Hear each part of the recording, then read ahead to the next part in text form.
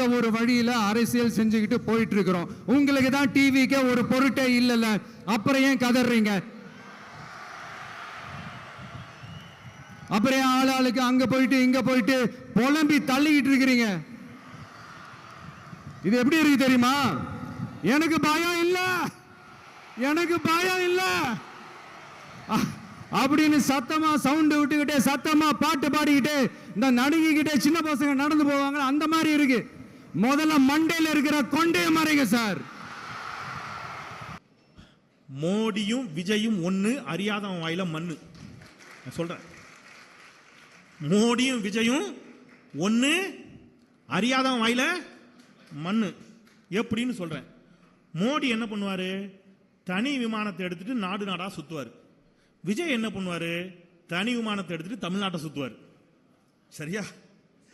மோடி செய்தியாளர்களை சந்திக்கவே மாட்டார், விஜயும் செய்தியாளர்களை சந்திக்கவே மாட்டார். இதைத்தான் நேற்று நம்முடைய இளந்தலைவர் கேட்டார். இளந்தலைவர்கிட்ட போய் மைக்க போட்டாங்க.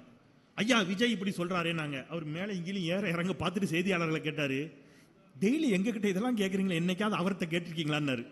அவர் செய்தியாளர்களே சந்திக்க மாட்டேங்கிறாரு அப்படின்னு ரிப்போர்ட்டர் சொன்னாங்க. முதல்ல அவர்கிட்ட போய் எதையாவது கேட்டுவாங்க, அவர் ஏதாவது பேசுறாருன்னு பார்ப்போம், அதுக்கப்புறம் நான் பேசுறேன். கலைஞரின் பேரன் கலைஞர் வழியிலேயே பத்திரிகையாளர்கிட்ட சொல்றாரு, போய் அவர்கிட்ட ஏதாவது கேளுங்கப்பா. அவர் பத்திரிகையாளர்களே சந்திக்க மாட்டேங்கிறாரு. ரைட்டு.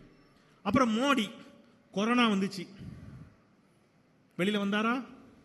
உங்களுக்கெல்லாம் மறந்துருக்கும், நான் சொல்றேன். கொரோனா டயத்தில் சேவ் கூட பண்ணலங்க அந்த ஆளு.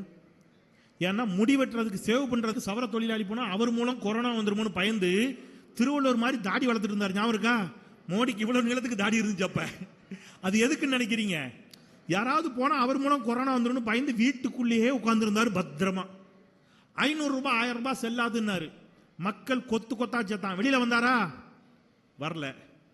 ஆனால் உலகிலேயே ஒரே ஒரு தலைவன், ஒப்பற்ற தலைவன், கொரோனா பேரிடர்ல பொண்டாட்டி புருஷனை பார்க்க மாட்டேன்ட்டான், புருஷன் பொண்டாட்டியை பார்க்க மாட்டேன்ட்டான், பெத்த தாய் மகனை பார்க்க மாட்டேன் என்று சொன்ன காலகட்டத்தில் கொரோனா நோயாளிகள் சிகிச்சை எடுத்துக் கொண்டிருக்கக்கூடிய வார்டுக்குள் சென்ற ஒரே தலைவன் முத்துவேல் கருணாநிதி ஸ்டாலினை தவிர வேற யார்?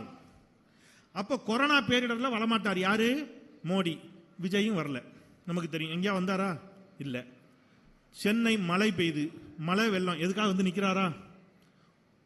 மழை அப்படி கொஞ்சம் பெய்ய ஆரம்பிக்கிறதுனாலே ரெயின் கோட்டோட வந்து விடிய விடிய களத்தில் நிற்கிறாரு உதயநிதி ஸ்டாலின். அந்த உதயநிதி ஸ்டாலினை பார்த்து கேள்வி கேட்கறதுக்கு உங்களுக்கு ரைட்ஸ் கிடையாது.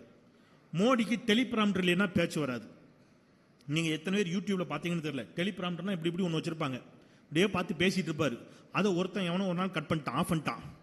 ஹமாரா தேஷ்மே அப்படின்னாரு, இந்த பக்கம் ஆஃப் ஆயிடுச்சு.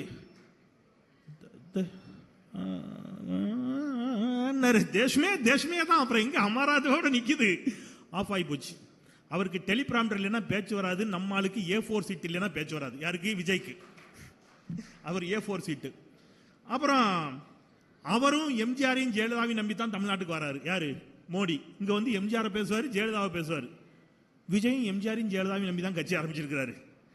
டேய், ஒரிஜினல் எம்ஜிஆர் ஒரிஜினல் ஜெயலலிதாவையே பார்த்த இயக்கண்டா திமுக.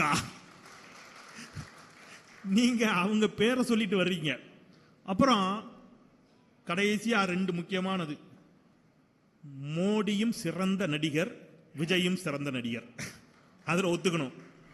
மோடியும் ஆபத்தான மோசமான அரசியல்வாதி, விஜயும் ஆபத்தான மோசமான அரசியல் வியாதி. சரியா? ஸோ அதையும் நாம ஒத்துக்கணும். ஏன் நம்ம இன்னைக்கு அதை பத்தி பேசுறோம்னா, நமக்கு நான் கூட நினைக்கிறது உண்டு, இவங்களை போய் எதுக்கு பேசணும்னு. இவ்வளவு திட்டங்களை போட்டிருக்கக்கூடிய ஒரு அரசை பார்த்து நீங்க ஏதாவது திட்டம் போட்டிருக்கீங்களா அப்படின்னு கேட்கின்ற பொழுது நமக்கு கோபம் வருது. இப்போ நான் திட்டங்களை எல்லாம் சொல்ல போறேன், என்னென்ன திட்டங்களை இந்த அரசு போட்டிருக்குன்னு. திருப்பியும் அண்ணன் மாசுக்கு 500 ரூபாய் செலவு வைக்க போறேன். ஏற்கனவே அவர் கூப்பிடுற கூட்டத்தில எல்லாம் அவருக்கு செலவு வச்சு விட்டு போயிடுவேன். இப்போ நீங்க சரியா பதில் சொல்றவங்களுக்கு அண்ணன் காரம்பாக்கம் கணபதி ஒரு சொத்துல பாதி எழுதி வைப்பாரு. சரியா? போய் அவர் வீட்டு வாசல போய் நின்றாங்க. ஆமா. இப்ப நான் திட்டங்களை அடுக்க போறேன். கட்சிக்காரங்களை விட்டுறணும். கட்சிக்காரங்களுக்கு பின்னாடி தாய்மார்கள் விட்டுருக்கீங்க, வந்திருக்கீங்க. பொதுமக்கள் நீங்க எண்ணிக்கிட்டே வரணும். இப்ப கரெக்டா எத்தனை திட்டம்னு சொல்லணும். சொல்றவங்களுக்கு 500 ரூபாய் பரிசு. ஓகேவா? என்னவாமா நான் ஒன்று சொல்றேன், இப்படி ஒரு சேலஞ்சர் நாளைக்கு இதே அரங்குல கிருஷ்ணவேணி மகால் தானே, கிருஷ்ணவேணி மகால்ல அண்ணன் காரம்பாக்கம் கணபதி செலவுலேயே ஒரு மீட்டிங்கை போடுவோம். மதம் சண்டைகளுக்கு இப்ப திருப்பரங்குன்றத்தில் மதுரையில் ஆரம்பிச்சிருக்கான். தமிழா கொஞ்சம் அமைதியா இருக்கணும். இந்த பக்கமும் சரி ஏமா நீங்க பேசிட்டு இருந்தீங்கன்னா அப்புறம் பார்த்துக்குங்க, அவர் 500 ரூபாய் திருப்பி கேட்பாரு. சரி, என்னன்னா மதவாதம், மதத்தின் பெயரால் தமிழ்நாட்டை பிளவுபடுத்துவதற்கு ஒரு டீம் இப்ப இறங்கியிருக்கு. திருப்பரங்குன்றத்தில் முருகன் கோயில் இருக்கு, மலை மேல ஒரு உச்சி பிள்ளையார் கோயில் இருக்கு. இந்த பக்கம் கோயில், கீழே கோயில் இருக்கு, மேல அந்த பக்கம் ஒரு உச்சி பிள்ளையார் கோயில் இருக்கு. இந்த பக்கம் அங்க தள்ளி ஒரு தர்கா இருக்கு. தர்காவுக்கு போறோம், இந்த பக்கம் போய் தர்கால சாமியை கும்பிட்டு போறான். இந்த பக்கம் போறான், அந்த பக்கம் சாமியை கும்பிட்டு போறான். இந்த ரெண்டு பக்கமும் சாமி கும்பிடுறவனும் இருக்கான், அது அவன் விருப்பம். சாமியே கும்பிடாதவனும் இந்த ஊர்ல இருக்கான், அதுவும் அவன் விருப்பம். இதுல யாருக்கு என்ன பிரச்சனை? இப்போ இந்த பிஜேபி காரன் கிளம்பி வந்தான், வந்து என்ன சொல்றான், இந்த தர்கா வாசல்ல இருக்கு பாரு ஒரு கல்லு, அது மயில் கல்லு, எல்லை கல்லு, அங்கதான் விளக்கேத்தணுங்க. திருக்கார்த்திகை அன்னைக்கு இங்கதான் விளக்கேத்தணும்னு சண்டை. இதை ஒரு நீதிபதி ஐயா ஆமா அங்கதான் விளக்கேத்தணும்னு தீர்ப்பு கொடுத்துட்டார். இப்போ ஏன் நான் தமிழ்நாட்டு முதலமைச்சரை இவ்வளவு வியந்து பாராட்டுறேன் அப்படின்னா, மற்ற மாநிலங்களில் எல்லாம் பாஜக அமலாக்கத்துறையை வைத்து அவர்களுக்கு எதிரான ஆட்சியாளர்களை கைது செஞ்சு, அமலாக்கத்துறை அந்தந்த ஊர்ல அரசியல்வாதியை கைது செஞ்சு மிரட்டும். அமலாக்கத்துறை அரசியல்வாதியை கைது செஞ்சு மிரட்டும். இந்தியாவிலேயே ஒரே ஒரு தலைவன் தான் அமலாக்கத்துறை அதிகாரியவே கைது பண்ணார். திண்டுக்கல்ல அங்கிட் திவாரின்னு ஒரு அமலாக்கத்துறை அதிகாரி, அவன் லஞ்சம் கேட்டான். லஞ்சம் கேட்ட போது அந்த அமலாக்கத்துறை அதிகாரியை கைது பண்ணி விடிய விடிய அமலாக்கத்துறை அலுவலகத்தில் சோதனை நடத்திய ஒரே ஒப்பற்ற தலைவர் யாருன்னு கேட்டீங்கன்னா நம்ம தலைவர் ஸ்டாலின் தான். அதே மாதிரி இந்த நீதிமன்ற தீர்ப்புகளை வைத்து சில நேரங்களில் பல மாநிலங்களில் கலவரம் வெடிச்சிடும். மணிப்பூர் பத்தி எரியுது, கலவரம். இந்துக்களுக்கும் கிறிஸ்தவர்களுக்கும் அங்கே கலவரம். ஒரு கோர்ட் இதே மாதிரி ஒரு தீர்ப்பை கொடுக்கு, அந்த தீர்ப்பை அடுத்து மணிப்பூர்ல கலவரம். பெண்கள் வெளியில நடமாட முடியல, பெண்களை நிர்வாணப்படுத்தி தரன்னு ரோட்ல இழுத்துட்டு வர்றான். கொடுமை, நாங்க சொல்ல முடியாத கொடுமைகள் எல்லாம் மணிப்பூரில் அரங்கேறியது ஒரு நீதிமன்ற தீர்ப்பால்.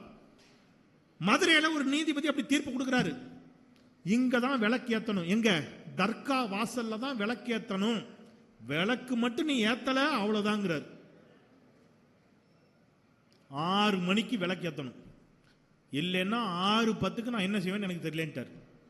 6 மணிக்கு அங்க விளக்கு ஏத்தல, 6 மணிக்கு விளக்கு ஏத்தல. இவருக்கு கோவம் வந்துருச்சு.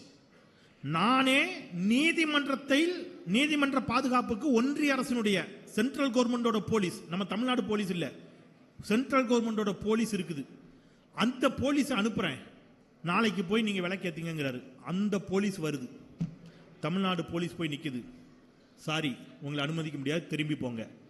வந்தவர் சொல்றாரு நீதிமன்ற தீர்ப்பு. இந்தியாவில் இதை சொல்றதுக்கு வேற எந்த போலீஸுக்கும் துணிச்சல் இருக்காது. தமிழ்நாடு போலீஸ் சொல்லியது, we will face the consequences. இதன் விளைவுகளை நாங்கள் எதிர்கொள்ள தயாராக இருக்கிறோம், உங்களை அனுமதிக்க முடியாது, திரும்பி போங்கள் என்று சொல்லுவதற்கு துணிச்சலை தந்தவர் ஒப்பற்ற தலைவர் ஸ்டாலின்.